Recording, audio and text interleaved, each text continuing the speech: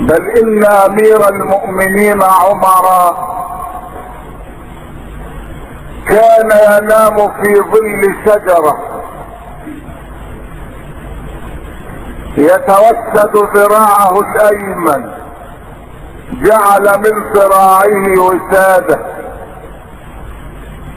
في ظل شجرة على تراب الارض، ويدخل مندوب كسرى في المدينة فيجد هذا الانسان نائما وهو يريد الوصول الى امير المؤمنين، فيقول له الدليل هذا هو امير المؤمنين ينام. وينظر الفارسي الى امير المؤمنين: اهذا اميركم؟ قالوا نعم. قالوا نعم.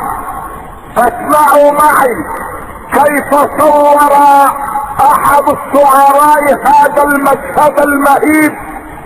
يقول: وراى صاحب كسرى ان راى عمرا بين الرعية عطلا وهو راعيها فوق الثرى تحت ظل الدوح مشتملا ببردة كاد طول العهد يبنيها، وعهده بملوك الفرس ان لها سورا من الجند والحراس يحميها.